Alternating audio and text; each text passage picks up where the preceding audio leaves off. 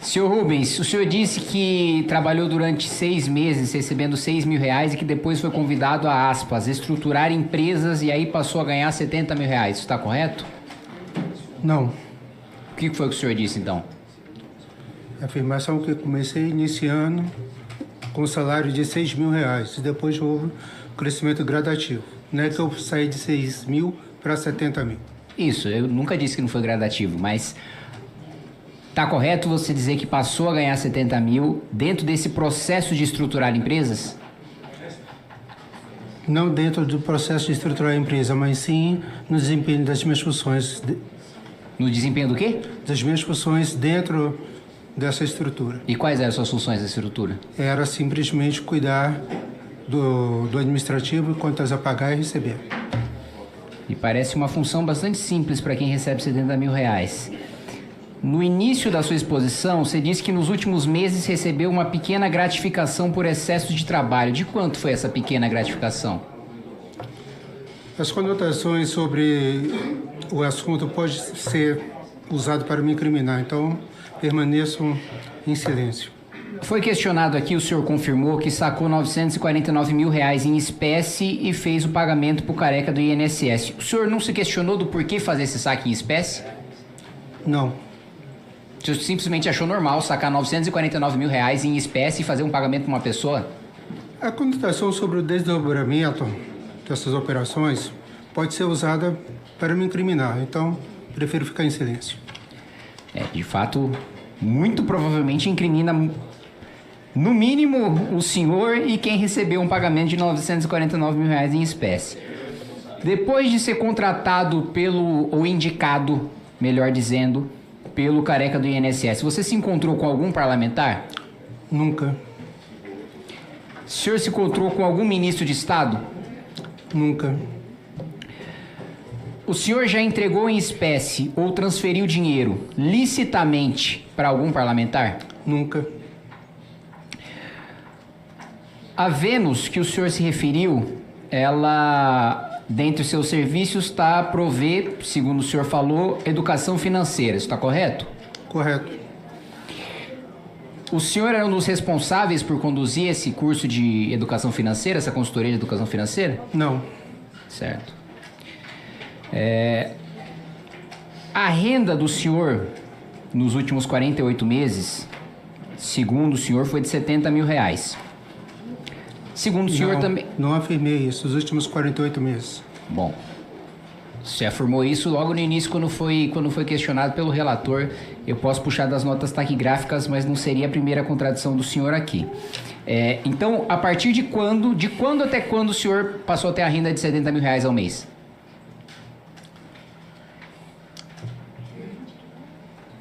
Sem muita precisão, acredito que a partir do fim do primeiro semestre de 2023.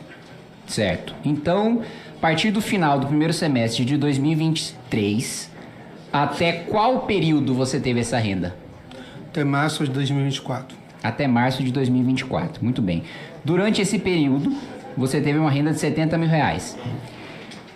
Eu vou ignorar outras décadas de trabalho que você possa ter tido. Durante esse período, você teve uma renda de R$ 70.000 e você disse que seu carro é um Tiguan, que você não tem casa, que você mora de aluguel no Guará e que você tem R$ 300.000 na poupança. Me parece, até porque eu não imagino que a função que fez você receber R$ 70.000 foi a primeira função da sua vida, que esse patrimônio é incompatível com a renda, e incompatível eu estou falando do ponto de vista de ser inferior a uma renda de R$ 70.000. Onde o senhor gastou o resto do dinheiro? Onde esse dinheiro está? O senhor não acumulou patrimônio com esse dinheiro? O que gastou tanto a ponto de você hoje ter um padrão de vida que parece incompatível com as movimentações financeiras que você fez nos últimos meses? As conotações sobre o assunto podem ser usadas para me incriminar, então me reservo ao silêncio. Bom, então, sempre que a gente faz um questionamento sobre saque ou pagamento de dinheiro em espécie, o senhor disse que não pode responder porque vai se incriminar. Sempre que a gente faz uma pergunta em relação a saber ou não saber que várias pessoas do seu relacionamento e que fizeram o senhor chegar na sua posição tem ou não tem relação com o INSS, ou o senhor diz que não sabe, ou o senhor diz que não vai responder para não se incriminar. Quando nós questionamos, quando o relator questionou, aliás, no início da oitiva, sobre eventuais indicações políticas para o senhor alcançar sua posição, o senhor também disse que não poderia responder sob pena de estar se incriminando. Então eu quero ilustrar muito claro aqui o que o senhor disse até agora, e o senhor me corrija se eu estiver errado em algum ponto. Até agora o que foi dito aqui pelo senhor é que o senhor foi diretor de uma empresa, de um diretor do INSS, cujo um dos sócios era um dos diretores do INSS, também diretor de uma empresa que tinha uma das suas sócias, a esposa do procurador do INSS, diz que foi indicado por essas posições pelo careca do INSS, então, diretor numa empresa de um diretor do INSS, depois diretor de uma empresa da esposa do procurador do INSS, e depois afirma, pelas suas próprias palavras, que foi indicado pelo careca do INSS, mas ao mesmo tempo diz não saber de nada e não ter nenhum envolvimento com o objeto da investigação. Sr. Rubens, eu não sou nenhum gênio da raça, mas me parece evidente que essa história é muito pouco verossímil. Você está me dizendo que você foi contratado e dirigiu e era responsável por notas fiscais, operações financeiras e administrativas de duas empresas comandadas e que tem como sócios pessoas diretamente ligadas ao escândalo, que chegou a essa posição por causa do principal articulador desse escândalo, pelo menos até agora. Eu duvido muito que o careca do INSS haja sozinho, sem respaldo político, que não tenha indicação ou respaldo de deputado federal, de senador, que não tenha respaldo de ministro de Estado. Eu duvido muito que alguém chegue numa posição de movimentar bilhões de reais num cargo que depende de respaldo político, num cargo que estava reservado a um partido político e que não tenha respaldo de um político, e que não tenha respaldo de um mandatário. Mas enfim, mais uma vez resumindo, diretor de duas empresas, ou responsável por operações financeiras de duas empresas, de duas pessoas que estão sendo diretamente investigadas pelo escândalo do INSS. Chegou a essas posições por causa do careca do INSS. Me parece uma coisa tão ilógica quanto dizer que, não sei, tem um prato que tem arroz, tem salmão cru, tá envolto em alga, mas não é sushi. Assim, eu não consigo acreditar como é que uma pessoa chega numa posição que, coincidentemente, sem conhecer ninguém, sem ter nenhuma indicação política, de um sujeito que era diretor do INSS e estava envolvido na fraude, de uma esposa do procurador do INSS, que foi quem permitiu a fraude e quem ignorou os avisos do próprio corpo técnico, dos seus próprios assessores para permitir a fraude, e ao mesmo tempo diz ter chegado nessa posição pelo principal articulador da fraude.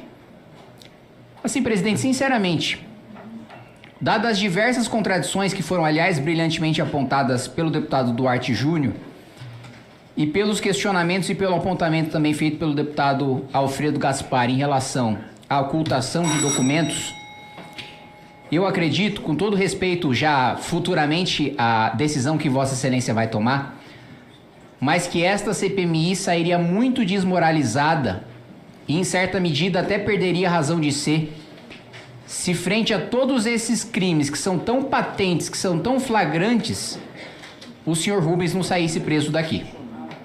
Essa é a minha manifestação, já antecipando tanto o meu voto em relação à prisão preventiva, como também o meu endosso e meu apoio caso Vossa Excelência decida pela prisão em flagrante. Obrigado, presidente. Obrigado, deputado Kim Kataguiri. Domo arigatou, Kataguiri-san. O senhor Rubens Oliveira Costa veio aqui como testemunha, debaixo de um habeas corpus em que foi dado a ele o direito de se silenciar sobre os assuntos em que ele poderia se autoincriminar. Esse direito foi respeitado do começo ao fim desta CPMI. Em todos os momentos, ele foi instado a falar respeitosamente, teve todos os momentos com seu advogado respeitados e esta CPMI buscou a verdade a todo momento. Quero dar uma informação técnica aqui. É importante mencionar que a CPI segue o princípio da colegialidade, razão pela qual a imputação da condição de investigado ou testemunha a determinada pessoa decorre de uma decisão colegiada, jamais da posição isolada de um ou de mais membros. Não está aqui ninguém que queira uma condenação antecipada de quem quer que seja, porque nós estamos aqui para investigar, mas está aqui quem tem de zelar pela lei e pela Constituição. O que nós vimos hoje, o Brasil assistiu, é mais uma vez o silêncio de quem conhece, sabe como funcionou e não quis trazer informações quando foi perguntado sobre o maior esquema de roubo dos aposentados no Brasil. Nessa comissão, nós vemos aqui a todo momento o depoente tentando não dar informações corretas a este parlamento, esconder documentos, fugir das respostas e muitas vezes ocultar a verdade. Mas aqui, senhores, e quero deixar isso muito claro, não é terra sem lei. A nossa paciência, ela tem limites e a nossa determinação, não. Nós vamos até o fim com essa investigação. O crime de falso testemunho previsto no artigo 342 do Código Penal é gravíssimo. Quem mente diante dessa CPMI não afronta apenas os deputados e senadores, afronta a nossa lei, a Constituição e o povo brasileiro.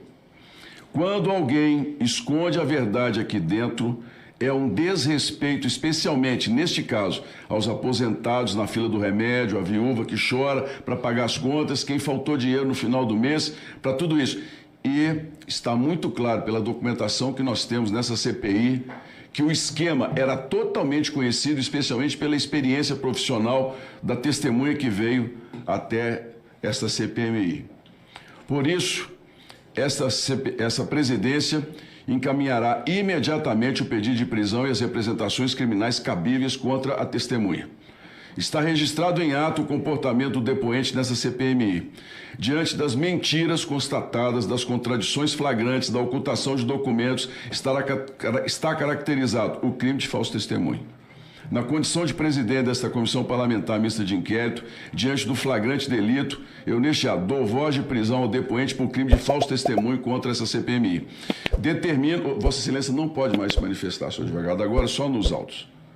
Determina a Polícia Legislativa do Congresso Nacional que proceda imediatamente à condução do preso com todas as garantias constitucionais e que seja comunicado à autoridade judicial para as devidas providências. Essa CPMI, e aqui eu vim pautando ponto por ponto, não será instrumento de blindagem de ninguém. Essa CPMI vai até o final, doa a quem doer. Quem rouba do aposentado, rouba do Brasil.